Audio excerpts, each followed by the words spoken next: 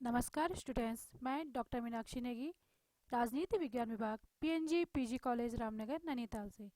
आज हम अध्ययन करेंगे जवाहरलाल नेहरू के धार्मिक, आर्थिक एवं विदेश नीति संबंधी विचारों का। नेहरू के धार्मिक विचार। धर्म के परंपरागत स्वरूप पर आस्था। नेहरू ने धर्म के सदैव परंपरागत स्वरूप पर आस्था दिखाई।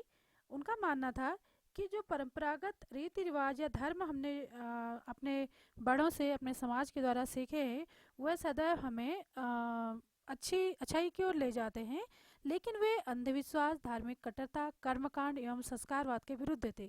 चूँकि उनका जीवन के प्रति वैज्ञानिक दृष्टिकोण था, अतः वे यह मानते थे कि परंपरागत एवं रूढ़िवादी धर्म मनुष्य के मस्तिष्क को ज्योति एवं तार्किकता से शून्य कर देता है।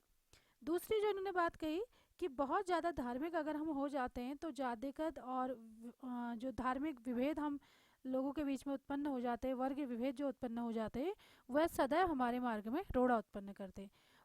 वास्तविक अर्थों में यह एक धार्मिक व्यक्तित्व थे। डॉक्टर कैलाश नाथ काटजू के अनुसार नेहरू की धर्म संबंधी धारणा को स्पष्ट करते हुए लिखते हैं कि धर्म के उच्च अर्थ में नेहरू निश्चित रूप से एक धार्मिक व्यक्ति थे। भगवत गीता में सत्य के प्रति आस्था, कर्म के प्रति निष्ठा तथा दूसरों के कल्याण, अपनी सुख सुविधा एवं महत्वाकांक्षाओं की परवाह न करना, फल की इच्छा ने न करते हुए ये एक धार्मिक व्यक्ति हैं।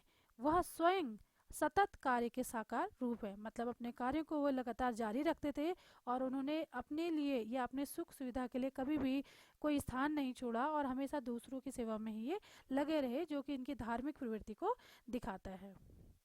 जवाहरलाल नेहरू की विदेश नीति के संबंध में अगर हम बात करें तो दो महत्वपूर्ण इन्होंने सिद्धांत विदेश नीति निर्माण में दिए। एक है गुट निरपेक्षता और दूसरा है पंचशील। गुट निरपेक्षता, किसी भी गुट में शामिल न होना। जब हम द्वितीय विश्व युद्ध देखते हैं, जब वो समाप्त हुआ तो करोड़ों आम नागरिक और सैनिक इसमें मारे गए। तो उसके बाद जो राजनीतिक विचारक थे, जो विद्वान थे, उनका यही मानना था कि अगर तृतीय विश्व युद्ध हुआ तो उससे संपूर्ण पृथ्वी समाप्त हो जाएगी और समस्त मानव जीवन इससे प्रभावित होगा।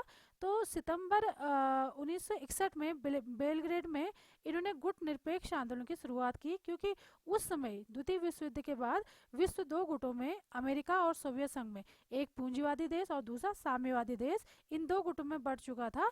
और उस समय भारत एक नवीन रूप से स्वतंत्र राष्ट्र था जो गुलामी की बेड़ियां तोड़कर उभरा था। तो उस समय नेहरू ने यह निर्णय लिया कि वे किसी भी गुट में शामिल नहीं होंगे और इसके साथ ही एक निर्गुट आंदोलन चला, जो बाद में एक गुटी बनकर रह गया, एक गुट बन गया है। उपनिवेशवाद से स्वतंत्र देशों के द्वारा इसकी शुरुआत हुई। नेहरू, नासिर, टीटो, इन तीनों के नाम इसमें प्रमुख हैं। वर्तमान में 120 देश इस गुटनिरपेक्ष गुट में शामिल हैं और संयुक्त राष्ट्र के बाद ये द्वितीय बड़ा गुट विश्व का है। इसका जो तत्कालीन उद्देश्य था, पहला तो यह था कि शीत युद्ध की राजनीति का त्याग करना, मतलब जो दो गुट थे उनके बीच जो कूटनीतिक चालें चल रही थी और अस्त्र शस्त्रों के बिना जो युद्ध चल रहा था, शीत युद्ध, तो इससे दूर रहना इसका पहला लक्ष्य था। दूसरा था सैन्य गठबंधन से दूरी बनाना, मतलब जैसे अमेरिका ने नाटो की स्थापना और सोवियत संघ ने वार्सा पैक्ट, जो सैन्य गुट बनाए थे, उनसे दूरी बनाना इनका लक्ष्य था। और इसका मतलब ये नहीं था कि बिल्कुल उनसे हट के रहना, बल्कि अपने विकास के लिए प्रत्येक देश के साथ संबंध बनाना भी इसका लक्ष्य था। अगला है साम्राज्यवाद व उपनिवेशवाद का विरोध, क्योंकि भारत एक उपनिवेश था ब्रिटेन का और बहुत ज़्यादा शोषण किया गया था। तो इस प्रवृत्ति को, इसके दुष्परिणाम को इन्होंने देखा था, तो इसलिए कोशिश की जाने लगी कि जो ये साम्राज्यवाद और उपनिवेशवाद है इसका विरोध किया जाए। अगला है रंग भेद की नीति का विरोध। अब जिस समय ब्रिटिश गुलाम था भारत, उस समय रंग भेद की नीति यहाँ पे बहुत अपनाई जाती थी। काले गोरे का भेद था, जो ब्रिटिश थे वो गोरे थे और जितने भी भारतीय थे यहाँ पे वो काले कहलाते थे। और एक ही रेल के डिब्बे में बैठने का भी अलाउ नहीं था। गांधी जी को भी एक बार दक्षिण अफ्रीका में रेल के डिब्बे से बाहर फेंक दिया गया था। तो इस तरह के कई रंग भेद संबंधी भेदभाव थे, तो वो जो बाद में भी कायम थे। तो इस तरह की नीति का विरोध करना इनका मुख्य लक्ष्य था। अगला है मानवाधिकार, जो वर्तमान में भी मानवाधिकार और उस समय भी जो मानवाधिकार का जो रक्षा का जो प्रण था, वो गुटनिरपेक्ष आंदोलन ने या गुटनिरपेक्ष देशों ने लिया। अगला जो इन्होंने सिद्धांत दिया वो है पंचशील, विदेश नीति के निर्धारण में सहायक, जिसमें 5 नियमों की बात की गई है। और नेहरू ने ये कहा कि इसमें जो बौद्ध धर्म के 5 हम नीतियों को देखते हैं या पंचशील को हम देखते हैं, उसी के अकॉर्डिंग इन्होंने कहा कि किसी भी देश को इन 5 जो सिद्धांत या नियमों को पालन करना चाहिए, जो कि गुट निरपेक्ष आंदोलन है या गुट निरपेक्ष गुट के जो सदस्य। पहला तो है एक दूसरे की प्रादेशिकता, अखंडता एवं संप्रभुता का आदर करना। मतलब किसी भी देश की भू क्षेत्र को हम देखें, सीमा को देखें, या उसके जो संप्रभुता की शक्ति है, मतलब वो अपने आंतरिक और बाह्य निर्णय जो लेता है कोई भी देश, तो उसका आदर करना है, उस पर हस्तक्षेप नहीं करना है। दूसरा है अनाक्रमण, अपनी ओर से किसी दूसरे देश पर आक्रमण नहीं करना है। तीसरा अहस्तक्षेप, ये हमने पहले भी जो ऊपर बात की है, तो दूसरे के आंतरिक या बाह्य मामलों में दूसरे देश के कोई भी हस्तक्षेप नहीं करना है। चौथा है समानता व पारस्परिक लाभ, सारे देशों की समानता, वहाँ के नागरिकों की समानता और एक दूसरे के सहयोग की भावना का विकास करना है। और शांतिपूर्ण सह अस्तित्व, जितने भी गुटनिरपेक्ष देश हैं या गुटनिरपेक्ष आंदोलन से जुड़े हुए जो देश हैं, उनका प्रथम प्रयास ये होना चाहिए कि पूरे विश्व में शांतिपूर्ण स्थिति कायम करने का उन्हें प्रयास करना चाहिए। वर्तमान में भी कई आलोचक ऐसे हैं जो ये कहते हैं कि जो गुटनिरपेक्ष आंदोलन है यह प्रासंगिक नहीं है, जबकि वर्तमान की जो समस्याएं हैं, चाहे वो पर्यावरण से संबंधित हो या कोई अन्य हो या युद्ध एवं शांति की हो, तो उस क्षेत्र में भी गुटनिरपेक्ष राज्य या गुटनिरपेक्ष देश अपना योगदान दे रहे हैं। जवाहरलाल नेहरू के अनमोल वचन, कुछ ऐसे उन्होंने बातें कही हैं, चाहे लोकतंत्र के विषय में या आत्म विकास के संबंध में, वो बातें यहाँ पे हम दोहराते हैं। पहला है, कोई ऐसा पल इतिहास में बहुत कम बार आता है कि वह पुराने को छोड़कर नए की ओर जाना। मतलब ऐसी परिस्थितियां कम होती है जब हम पुराने का त्याग करते हैं और नवीन की ओर जुड़ते हैं, और जब हम नवीन की ओर जुड़ते हैं तो नवीन आशाएं हमारे जीवन में आती हैं।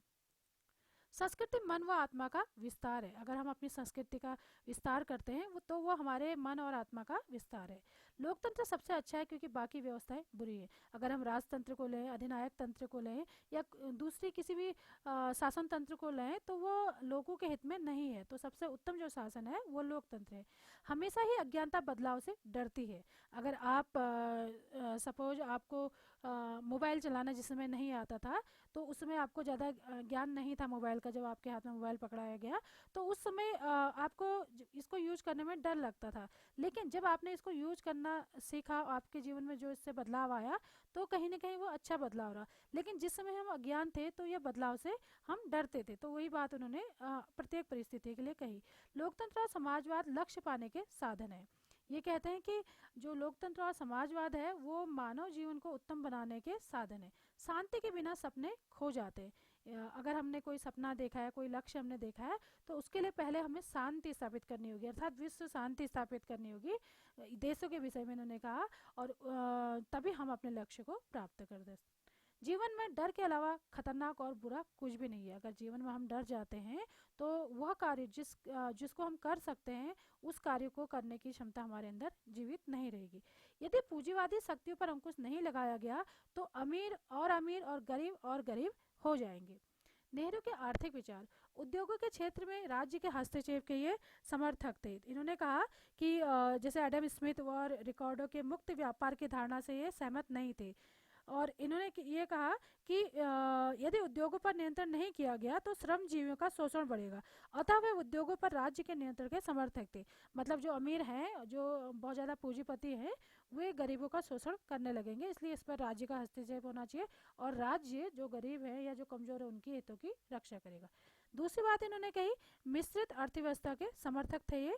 समाजवादी एवं साम्यवादी समस्त उद्योगों को राज्य के नियंत्रण में रखने के पक्षपाती थे। दूसरी ओर पूंजीपति उद्योगों पर किसी भी प्रकार के नियंत्रण को स्वीकार नहीं करते। नेहरू जी ने पूंजीवादी एवं समाजवादी अर्थव्यवस्था का समन्वय करके मिश्रित अर्थव्यवस्था को इन्होंने जन्म दिया, या इसकी बात इन्होंने की। औद्योगिकरण के समर्थक, हालांकि गांधी जी औद्योगिकरण के समर्थक बिल्कुल नहीं थे। वे कहते थे कि 1000 लोग जिस काम को कर रहे हैं उसको एक मशीन कुछ ही समय में कर देती है, तो उससे कई जैसे 1000 लोग या कई हजार लोग बेरोजगार हो जाते हैं। तो ऐसी स्थिति से बचने के लिए हमें औद्योगिकरण को बहुत ज़्यादा बढ़ावा नहीं देना चाहिए। लेकिन नेहरू जी कहते हैं कि वैश्विक जो प्रतिस्पर्धा है उसकी दौड़ में हमें औद्योगिकरण को बढ़ावा देना चाहिए, तभी हम प्रत्येक क्षेत्र में अपनी उन्नति कर सकते हैं। अगली जो इन्होंने बात कही वो कही आर्थिक नियोजन की। नेहरू जी की धारणा थी कि औद्योगिकरण के साथ साथ उसका नियोजन आवश्यक है। नेहरू जी चूंकि रूस की आर्थिक नीति को स्वीकार नहीं करते थे, साथ ही गांधीवाद अर्थव्यवस्था को भी वो अव्यवहारिक मानते थे। अतः आर्थिक नियोजन ही मध्य मार्ग था जो कि लोकतंत्री समाजवाद के लक्ष्य की ओर ले जा सकता था। नेहरू के पांच पहले फैसले, पंडित नेहरू ने पांच ऐसे फैसले दिए जो भारत निर्माण में सहायक हुए। इन्हें आधुनिक भारत का निर्माता भी कहा जाता है। तो सबसे पहले तो उन्होंने आधुनिक मंदिरों की स्थापना की। जो भी बांध बांध बनते थे उनको उन्होंने कहा कि ये आधुनिक भारत के मंदिर हैं। तो क्योंकि भारत एक कृषि प्रधान देश है, तो उसके लिए पहले कृषि विकास को करना आवश्यक होगा। लगभग 71% से ज़्यादा ही यहाँ पे जो कृषक हैं वो रहते हैं और कृषि करते हैं। तो इन्होंने भाखड़ा नागलबाद, रिहंदबाद और बोकारो इस्पात कारखाना की स्थापना की थी। दूसरा है पंचवर्षीय योजनाओं की शुरुआत। पहली पंचवर्षीय योजना 1951 में प्रारंभ हुई और इसमें सबसे पहले जो पंचवर्षीय योजना थी उसमें कृषि विकास को महत्वपूर्ण स्थान दिया गया। दूसरे में औद्योगिक विकास को महत्वपूर्ण स्थान दिया गया। तीसरी पंचवर्षीय योजना में कृषि और उद्योग दोनों को ही महत्वपूर्ण स्थान दिया गया विकास में इनके। मजबूत लोकतंत्र में आस्था। 1952 में पहली बार स्वतंत्र भारत के आम चुनाव हुए। इन्होंने हमेशा, क्योंकि शुरुआती जो दौर थे कई जो 5-5 साल हमारे रहे उसमें कांग्रेस ही सत्ता में रही, लेकिन फिर भी इन्होंने जो विपक्ष था उसको पूरा सम्मान दिया। अखंड भारत की स्थापना। कुछ अलगाववादी तत्व तत्कालीन भारत में भी उत्पन्न हो चुके थे। तो 5 अक्टूबर 1963 को संविधान का 16वां संशोधन अलगाववादियों को तोड़ने हेतु निर्मित किया गया या संशोधन किया गया। देश की संप्रभुता और अखंडता हेतु मूल अधिकारों पर कुछ प्रतिबंध की व्यवस्था की गई। मतलब कुछ ऐसे मौलिक अधिकार थे जिस पर प्रतिबंध लगाया जा सकता है अगर कोई ऐसा असामाजिक तत्व है जो कि देश की एकता और अखंडता पर प्रहार करने की कोशिश कर रहा है। आज भी कायम है पंडित नेहरू की विदेश नीति। जो विदेश नीति की बात हमने कही थी, पंचशील की बात हमने जो कही थी, गुटनिरपेक्षता से संबंधित कुछ बातें थी, उसमें जो बातें इन्होंने कही थी वो आज भी कायम है, आज के दौर में भी वो प्रासंगिक है। इस प्रकार हम देखते हैं कि पंडित नेहरू ने जहां भारत की विदेश नीति हेतु महत्वपूर्ण सिद्धांत दिए, वहीं उनके धार्मिक और आर्थिक विचार भी भारत के लिए महत्वपूर्ण है। न केवल तत्कालीन समय में बल्कि वर्तमान समय में भी इनको एक युग पुरुष की तरह देखा जाता है। इसी के साथ आज का लेक्चर समाप्त होता है। धन्यवाद।